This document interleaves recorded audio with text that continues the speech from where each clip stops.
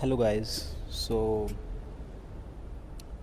मेरी इंटरसेप्टर को आज 1 ईयर कंप्लीट हो गया है। मैं सोचा आपके साथ शेयर करने के लिए इसके प्रॉन्स और कॉन। जैसे अगर आप प्लान कर रहे हो ख़रीदने का, या अगर इन फ्यूचर में आप प्लान करोगे, तो जो मैं आपको प्रॉन्स और कॉन्स बताना चाह रहा हूँ, इससे आपको हेल्पफुल होगा।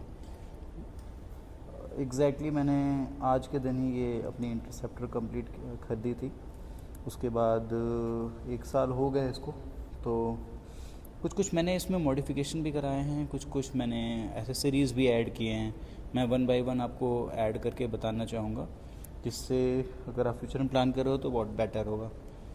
तो एज सच इसमें कॉन्स में ऐसे बताना चाहूँगा पहले कि कॉन्स हैं, लेकिन वो कुछ लोगों के लिए कॉन्स हो भी सकते हैं, कुछ लोगों के लिए नहीं भी हो सकते हैं। तो मैं ये मेरा पर्सनल व्यू है, मैं उसमें ऐड करना चाहता हूँ एस और एडवांटेज भी। जैसे भी मैं प्रोस भी जो बताऊँगा वो मेरे ऊपर है, क्या पता आपके लिए वो बेटर हो।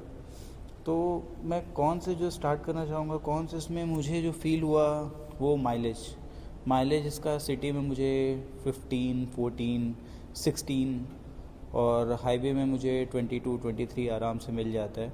तो मैं जब ये बाइक सेलेक्ट कर रहा था तो माइलेज तो मैंने कंसिडर किया ही नहीं था। मुझे पता था उसके पहले कि इसकी क्या माइलेज है। अब 650 सीसी की अगर बाइक है तो आप माइलेज आप ज़्यादा एक्सपेक्ट नहीं कर सकते हो। अगर आप एक्सपेक्ट कर रहे हो तो आप प्लानिंग ही गलत कर रहे हो आप। और जब मैं ये लेने गया था उस टाइम मुझे जीटी पसंद आई थी, लेकिन जीटी के जो बैठने का पोस्चर, बैक पेन और ये सब मैंने बहुत सारे रिव्यूज़ में देखा। उसकी वजह से मैं इंटरसेप्टर आया। ये ब्लैक रे है। और तो कॉन्स में मुझे एक तो माइलेज का फील हुआ, एक है इसको वेट, इसकी वेट बहुत ज़्यादा है, मतलब मोर देन 200 केजी। और लाइक अगर आप नेक टू नेक ट्रैफिक में जाते हो, जैसे मैं बैंगलोर में रहता हूँ अभी, और मैं कम्यूट करता हूँ कभी कभी ऑफिस से या कभी कभी कार से करता हूँ।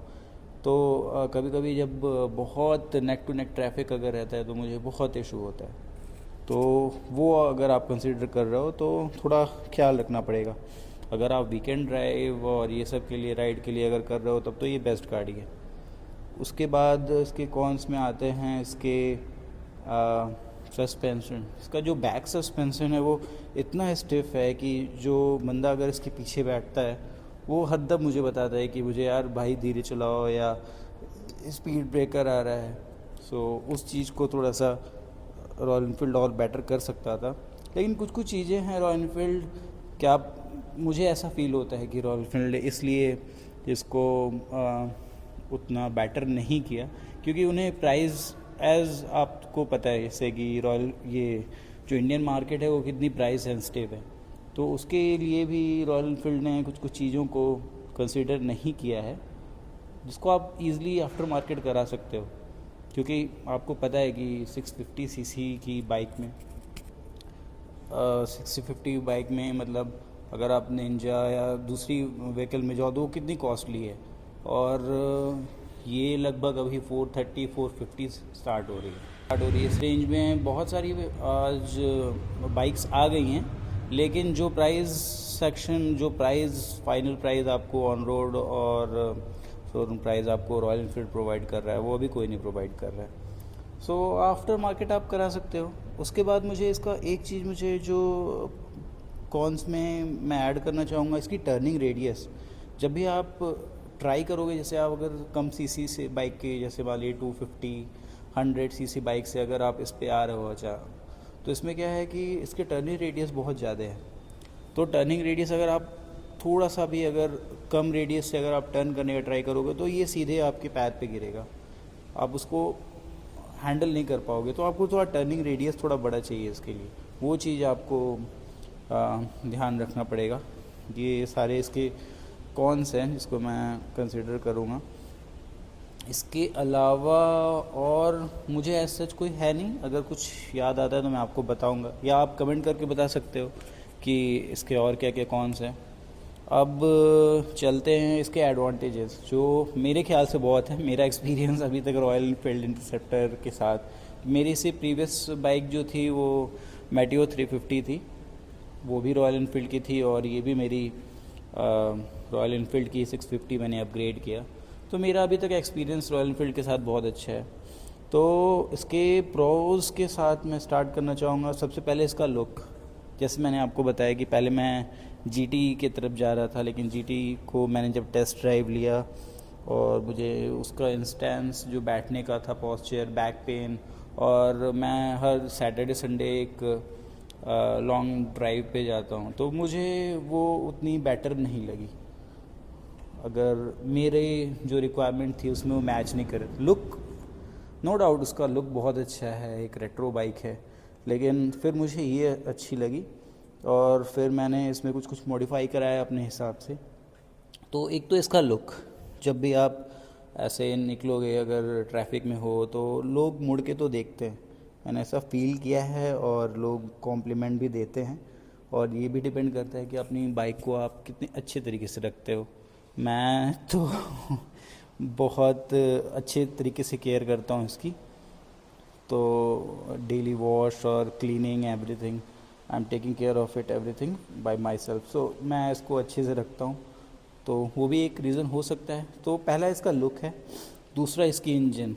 मैं रॉयल इनफील्ड की लोगों से सुना है मैंने कि इंजन अच्छा है, बहुत रिफाइंड है ये, बहुत सारे मैंने लोगों से सुना है। लेकिन मैं जब इसको 650 सीसी को लिया, टेस्ट ड्राइव लिया, तो उसी टाइम मुझे फ़ील हो गया कि कुछ तो है, इंजन रिफाइंड है। और अगर आप हाईवे और ये सब पे अगर आप खुले ओपन रोड पे अगर ड्राइव करते हो तो क्या इंजन है, मज़ा आ जाता है। तो इसका इंजन तो मुझे बहुत अच्छा लगा। मुझे इसका जो रिफाइनमेंट है वो बहुत सही है। कभी भी आपका गियर अगर आप शिफ्ट कर रहे हो तो कभी भी ऐसा फील नहीं होगा कि आप कहीं अटक रहा है, या ऐसा कुछ फील आपको नहीं होता है। और उसके अलावा मुझे इसका सबसे अच्छा ये लगता है कि जितने भी आपकी एसेसरीज़ हैं वो इतने ईज़िली मार्केट में मिल जाते हैं, इतने सारे ऑप्शन में मिल जाते हैं। ये एक एडवांटेज जैसे आप समझते हो कि मारुति सुजुकी के साथ है, सेम ऐसा रॉयल इनफील्ड के साथ है। तो आपको आफ्टर मार्केट इतने सारे आपको मिल जाएंगे ऑप्शन, जो मैं क्या बताऊं, मतलब आप बस खर्च करते जाओ और आपको ऑप्शन मिलते जाएंगे। तो वो चीज़ मुझे इसकी अच्छी लगी। दूसरी इसकी जो मुझे सबसे अच्छी लगती है वो है इसका टैंक। इसका टैंक का जो लीटर है ये आई थिंक 13 लीटर या 14 लीटर के आसपास है, एग्जैक्टली नहीं पता मुझे, which is more than GT650। तो GT650 में एक और डिसएडवांटेज था इसमें कि आपकी जो टैंक कैपेसिटी थी वो 11 लीटर समथिंग है। तो अगर आप लॉन्ग ट्रिप पे जाते हो और आपके फ्रेंड अगर आप बार बार रुक के पेट्रोल फुल कराते हो तो उनको भी डिले होता है। सो वो एक मैं मान सकता हूँ कि एक पॉजिटिव पॉइंट है इंटरसेप्टर का। मैं और दूसरी बाइकों से कंपेयर नहीं कर रहा हूँ, क्योंकि आप स्पोर्ट्स बाइक और इसको कंपेयर नहीं कर सकते हो। मैं क्लियरली बताता हूँ, ये एक रेट्रो बाइक है जिसको आप अपने हिसाब से मॉडिफाई कराते हो। सो इसको आप निंजा या ये सब बाइक से आप कंपेयर नहीं कर सकते हो। ये बाइक है आपको एक फ़ील देने के लिए, और रॉयल इनफील्ड ने इसमें और ऐड ऑन किया है जिससे आप एक स्पीड 140 तक क्रूज़ कर सकते हो ईज़िली। क्योंकि रॉयल इनफील्ड जो बाइक बनाती है ये बेसिकली बनाती है 80 to 100 के बीच में आप क्रूज़ करो आराम से without any, it's not a racing bike, that's frankly I am speaking. So जब भी आप इसमें इसको आप क्रूज़ करो 100, 120, 140 आराम से बिना किसी इशू के। मुझे तो इसमें वॉबलिंग इशू भी नहीं होता है। कुछ दिन पहले मुझे हल्की सी इशू हुई थी, फिर मैंने सर्विसिंग कराई तो वो रिज़ॉल्व हो गया। उसके बाद एक और इसके अब अगले प्रोज की तरफ आते हैं। इसका जो सर्विसिंग है, जैसे आप देख रहे हो 650 सीसी की बाइक है, लेकिन मुझे सर्विसिंग में अक्रॉस 3000 में मुझे इसकी फुल सर्विसिंग हो जाती है। Alternate servicing, like first servicing में आपकी इंजन ऑयल और ये सब चेंज होता है, तो आपको अराउंड 2000 या 2200 का तो आपको इंजन ऑयल ही हो जाता है। तो उस हिसाब से 3000 इट्स मैनेजेबल। बिकॉज 650 सीसी की अगर आप दूसरी बाइक लेते हो या अगर आप ट्रैम भी लेते हो 400, तो उसकी भी सर्विसिंग अच्छी खासी कॉस्टली है। तो उस हिसाब से मुझे नहीं फील नहीं होता है कि 3000, मुझे फील होता है कि वर्थ इट है 3000, उतना नहीं है, मैनेजेबल है। इसके अलावा मुझे इसका जो साइलेंसर का जो एग्जॉस्ट नोड है वो मुझे पसंद है, लेकिन फिर भी मैंने मॉडिफाई करा है। मैंने आफ्टर मार्केट एग्जॉस्ट लगवाया है जो पावर एज का है, जैसे आप देख सकते हो, ये मैंने लगवाया है। वैसे जो डिफ़ॉल्ट वाले जो हैं जिसके साथ आते हैं उसका भी अच्छा है, लेकिन उसका वेट थोड़ा ज़्यादा है, जिसकी वजह से मैंने ये चेंज करवाया है। अदर देन दैट मुझे मेरी बाइक पसंद है टू बी फ्रैंक, मुझे बहुत पसंद है अपनी बाइक। अब मैं और बताता हूँ, अगर कोई मुझे कॉन्स प्रोज और कॉन्स मुझे अगर याद आते हैं तो मैं आपको और ये बताना चाहूँगा कि इसकी जो हाइट जो एक बहुत मेजर पॉइंट है, एक डील ब्रेकर है आप कह सकते हो, अगर आपको परचेज़ करना है तो। जैसे मेरी हाइट जो है 5'7", 5'8" के मिड में है, और मेरा पैर आप देख रहे हो इतना आ रहा है। सो अगर आपकी हाइट जो है वो 5'5" के नीचे है, मैं ये नहीं बोल रहा हूँ कि आप नहीं चला पाओगे, आप चला लोगे, आप एक्सपीरियंस हो तो, लेकिन 5'6" के नीचे वालों को थोड़ा दिक्कत होगा हैवी ट्रैफिक पे। जैसे अगर आप मैनोवर करना है, आपको कहीं नेक टू नेक ट्रैफिक में रुकना है, तो उस केस में आपको थोड़ा सा इशू हो सकता है। मुझे तो ऐसा कोई इशू नहीं होता है, लेकिन आपको बहुत केयरफुल होना होता है ये सब। तो मैं आपको अब दिखाता हूँ कि क्या क्या मैंने इसमें एसेसरीज़ लगवाए हैं। जैसे बार एंड हैंडल मैंने लगवाया है, फिर इसके साथ जो डिफ़ॉल्ट शीट आती है, उसकी सीट आती है, उसकी जगह मैंने GT की लगवाई है, और ये काउल उसका लगवाया है, जिससे एक सिंगल सीटर टाइप का मुझे लुक होता है। फिर मैं इसको कभी हटा भी सकता हूँ अगर मेरे पीछे कोई पिलियन राइडर अगर है तो। उसके बाद मैंने ये सारे ब्लैक कराए हैं जितने भी आप देख रहे हो।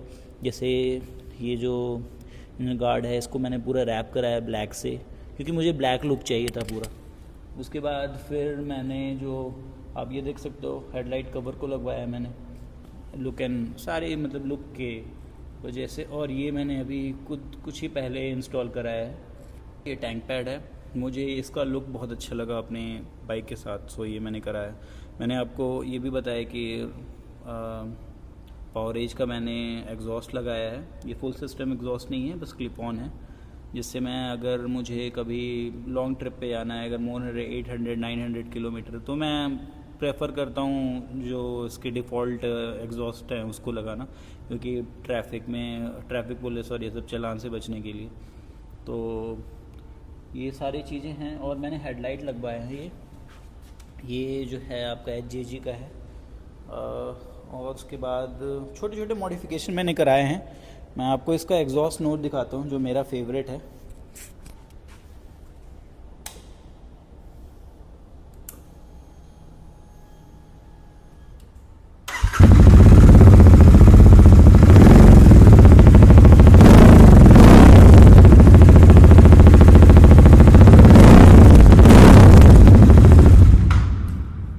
बहुत लाउड है। मुझे गुरसेवक का मुझे पसंद आया था, लेकिन गुरसेवक का क्या था कि मुझे बहुत ज़्यादा लाउड उसका फील हुआ। जैसे अगर आप अपने नेबर्स को और रिलेटिव्स को अगर आप परेशान नहीं करना चाहते हो तो उसके लाइक गुरसेवक की तरफ मत जाओ। मुझे ये बेटर लगता है, इसका सेटल साउंड है और लाइट वेट है। मैंने अब तक अराउंड 60 to 70,000 तो मैंने एसेसरीज़ में इन्वेस्ट किया है, जिसमें सबसे बड़ा इन्वेस्टमेंट मेरा एग्जॉस्ट का है जो 21,000 है। फिर छोटे मोटे 2,000, 3,000, 5,000 का मैंने HJG का हेडलाइट फॉग लाइट लगवाया है। तो बड़े बड़े इन्वेस्टमेंट में ये छोटे छोटे बहुत सारे हैं जो 2,000, 3,000 के रेंज में आते हैं, वो सारे मैंने किए। 60 to 70,000 मैंने इन्वेस्ट कर दिया है अपनी बाइक पे। So that's all. अगर आपको कुछ ऐसा अगर आप प्लान कर रहे हो और अगर आपको कुछ और ऐसा लग रहा है कि मैं मिस कर रहा हूँ या आपको अच्छे से मैं क्लियर नहीं कर पाया हूँ, तो आप मैसेज करके मुझसे पूछ सकते हो किसी एसेसरीज़ के बारे में कि उसका रिव्यू कैसा है। That's it. Thank you.